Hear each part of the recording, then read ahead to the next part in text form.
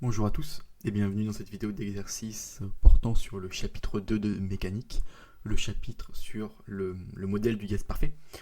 Alors dans cette vidéo, on va traiter le cas du premier exercice de cette série sur ce chapitre qui parle de la transformation d'un gaz. Donc là, le contexte, donc on a un récipient contenant une quantité de matière N d'un gaz parfait monoatomique qui est fermé par un piston mobile de masse quasi nulle. À l'extérieur se trouve l'air, l'air atmosphérique à la pression P0 est égale à 1 bar et à la température T0 est égale à 298 Kelvin. On considère que les parois permettent les transferts thermiques. La première question qui nous est demandée, c'est de donner un exemple de gaz monoatomique. Et donc en fait, les gaz rares sont des gaz monoatomiques. Dans les gaz rares, on a par exemple l'hélium, le néon, le krypton, l'argon ou encore le radon. Très bien. Donc pour la question 2, on a donc une personne qui pousse très lentement le piston. Donc on pourra notamment supposer que la transformation est mécaniquement réversible. Et donc jusqu'à ce que la pression du gaz soit le double de la pression initiale. La question qui nous est demandée, c'est quelle est la température finale TF du gaz. On a vu dans l'énoncé que les parois permettent les transferts thermiques. Donc en fait, on va comprimer, on va comprimer, on va comprimer. On laisse reposer jusqu'à ce que l'équilibre thermique se fasse.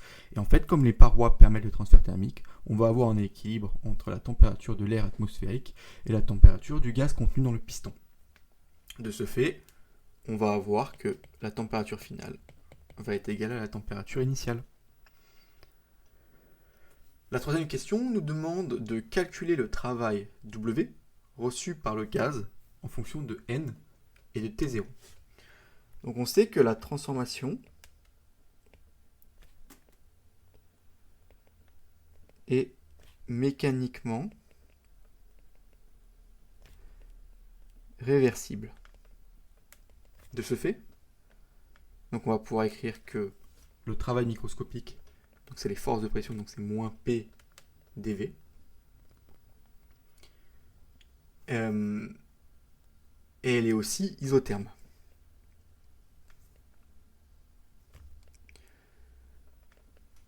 En effet, comme le piston, on le pousse très lentement, à chaque fois il y a un équilibre thermique qui se produit. Et donc la température du milieu est toujours égale à la température atmosphérique. L'équilibre thermique peut se faire à chaque instant. Donc comme c'est isotherme, donc on peut écrire, on a à chaque instant PV est égal à nRT. Donc P qui est égal à nRT sur V. Donc en réécrivant le travail microscopique, on a moins PdV. Et donc en remplaçant le P par cette valeur, on a moins nRT/dV sur V. Et en intégrant entre l'état final et l'état initial, donc on voit que c'est du sur U, donc on aura un logarithme. Et donc en intégrant, on aura que le travail, donc la différence de travail, donc le travail va être égal à moins nR T0 ln de V initial sur VF. Or, nRT0, c'est P0 fois VI, V initial, qui aussi est égal à 2P0 fois le volume initial. En effet, on compresse le gaz pour que le gaz ait le double de la pression initiale. Donc on peut écrire que le travail, c'est moins nRT0 ln de 1,5. En effet, donc est égal à nRT0 ln sur 2 donc ce qui est bien positif, hein, donc, parce qu'en effet on compresse le gaz, donc notre système reçoit du travail. Donc là c'est V initial sur V, V final, oui, sur V. Oh, attendez, V final, V initial sur V sur V final. Non, c'est l'inverse. V final sur V initial. Très bien. Donc la quatrième question, c'est d'en déduire le transfert thermique reçu par le gaz. Donc le premier principe de la thermodynamique nous permet d'écrire que delta U est égal à Q plus W qui est égal à 0. En effet, comme notre gaz, donc ça c'est avec la loi de Joule, notre gaz parfait en fait à l'état final a la même température qu'à l'état initial, et comme son énergie interne ne dépend que de sa température, c'est-à-dire que son énergie interne n'a pas varié. Et donc on a delta U est égal à Q plus W qui est égal à 0. Et donc on n'a que Q, donc le transfert thermique c'est moins nRT0 ln de 2. Et donc on a bien quelque chose de négatif. Donc en fait notre gaz va chauffer, mais va pouvoir expulser la température. La chaleur va pouvoir sortir à l'extérieur, comme les parois ne sont pas adiabatiques. Et donc en fait, pour revenir là, donc si on fait correctement l'intégration, en réalité on aura VF sur VI. Et comme VF, en fait c'est 1/2 de VI. Et donc en fait on retrouve notre 1/2. Voilà, donc c'était bien VF. Hein. Quand on intègre, ça fait l'état final moins l'état initial. Très bien. Donc la cinquième question, donc on nous demande de faire l'application numérique, sachant que le récipient contient 1 mol de gaz. Donc on a Q, quand on fait l'application numérique, qui va être à 1,7 kJ. Très bien. Le gaz, donc la sixième question, c'est donc le gaz, donc c'est commenter cette expérience en termes de transfert thermique et de variation de température. Donc le gaz cède de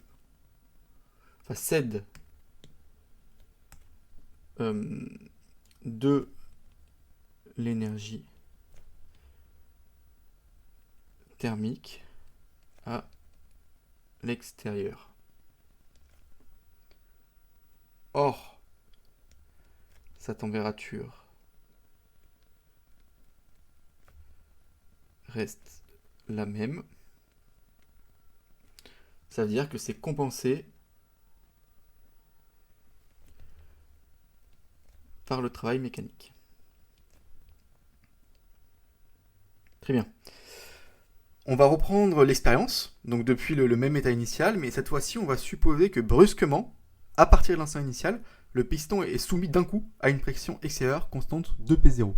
Et donc cette fois-ci, on n'a plus quelque chose de quasi statique, le piston qui avance tout lentement. D'un coup, on va appuyer pour qu'on ait 2 P0 de pression d'un coup.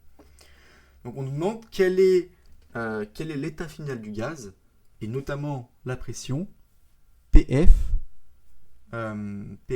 et TF. Vu l'équilibre du piston dans l'état final, donc on a que TF va être aussi égal à T0, comme les parois sont isothermes, et PF' aussi, parce qu'on a appliqué une pression de 2 bars sur le piston, de 2P0, ça va être aussi 2P0, c'est-à-dire qu'on aura le même état final que précédemment. Mais cette fois-ci, on va calculer donc le travail W' reçu par le gaz. Donc W', on a vu, c'est l'intégrale de Px dV. Et cette fois-ci, en fait, on applique directement nos 2P0. Donc on a directement 2P0 dV, donc moins 2P0 dV, et ça donne moins 2P0 VF' moins VI' qui est égal à V0. Or, P0, V0, c'est NR T0, et 2P0 VF' est donc aussi égal à NR T0. Donc, VF', c'est V0 sur 2. Et on peut écrire donc que WVF', c'est moins NRT0 moins 2 NRT0, ce qui est égal à NRT0.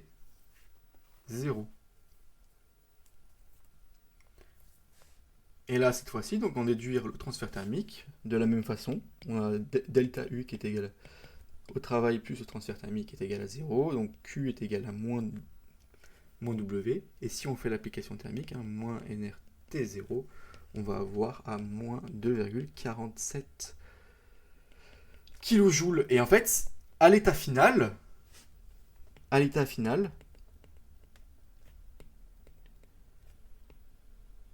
on a la même température et pression, mais on voit que le travail qu'on a dû mettre pour arriver soit de façon quasi statique, donc petit à petit, ou d'un coup, n'est pas le même. Et il faudra plus de travail mécanique pour le compresser d'un coup que le presser petit à petit.